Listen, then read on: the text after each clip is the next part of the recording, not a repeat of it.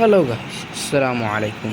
আজকে আমরা পড়ব অষ্টম শ্রেণীর জীবন জীবিকা কিছু তথ্য জেনে নিই। অনেক দিন তোমাদের ক্লাস করাতে পারিনি, আজকে আসলাম। তো আজকে আমরা অষ্টম শ্রেণীর জীবন জীবিকার কিছু তথ্য জেনে নিই, এটা পড়ব।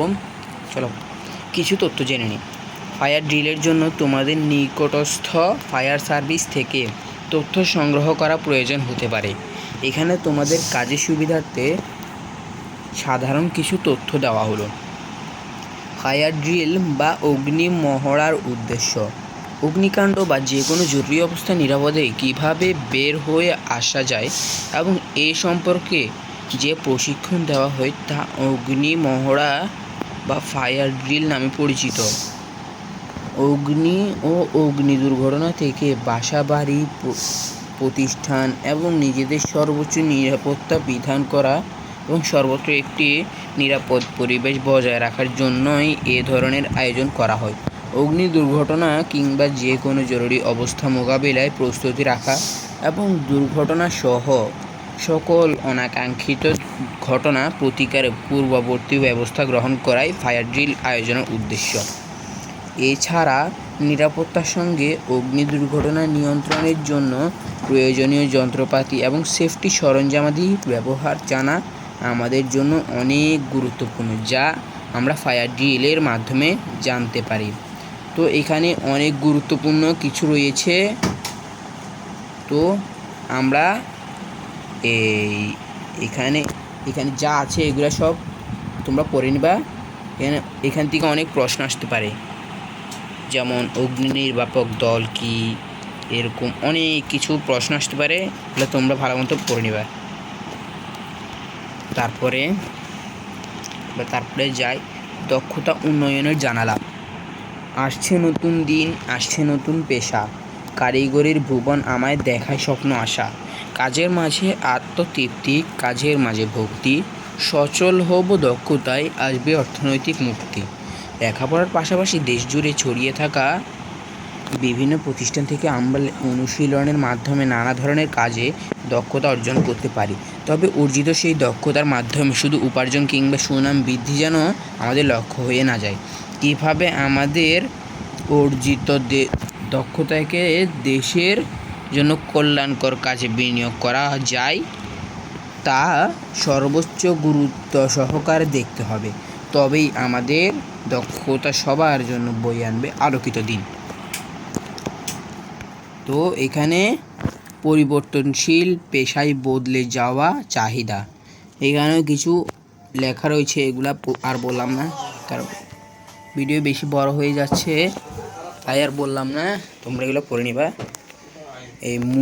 এখানে মুড়ি বিক্রয় এক সময়, মুড়ি বিক্রয় আজকের দিনে, এগুলা পেশার রূপান্তর। তারপরে এখানে অনেক লেখা সেগুলো পড়ে নিবা।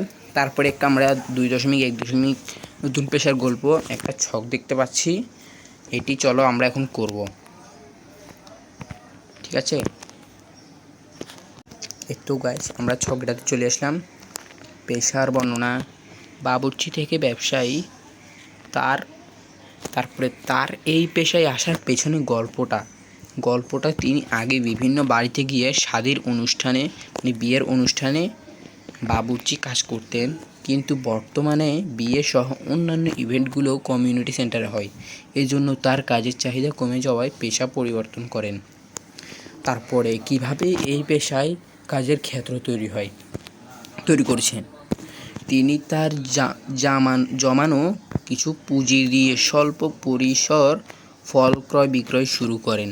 এখানে আমাদের টাইপিং কিছু ভুল রয়েছে, ওগুলো আমি ঠিক করে বলছি তোমাদেরকে। ধীরে ধীরে ব্যবসায় উন্নতি লাভ করেন। তারপরে এই পেশায় কি দক্ষতা কাজে লাগছে, এখানে ক্রয় বিক্রয় ও সুষ্ঠু হিসাব নিকাশের দক্ষতা। এই পেশায় কি মূল্যবোধ তিনি মেনে চলেন, মানবিক মূল্যবোধ মেনে চলেন, কেউ যেন তার মাধ্যমে প্রতারিত না হয় সেদিকে খেয়াল রাখেন। তারপরে এই পেশায় কাজের পরিসর কতটুকু, এখানে মোটামুটি। এই পেশায় চাহিদা কেমন, মোটামুটি। এই পেশা নিয়ে তার স্বপ্ন বা পরিকল্পনা তার স্বপ্ন এই পেশাটিকে তিনি সফলতার স্বর্ণ শিখরে নিয়ে যাবেন। তারপরে গাইস আমরা দেখতে পাচ্ছি চাহিদার সঙ্গে পেশায় দক্ষতার পরিবর্তন। তোমরা ইতিমধ্যেই জেনেছ কোনো একটি কাজ যথাযথভাবে বা নিখুঁতভাবে নির্ধারিত সময়ের মধ্যে করতে পারাই হলো উক্ত কাজের দক্ষতা।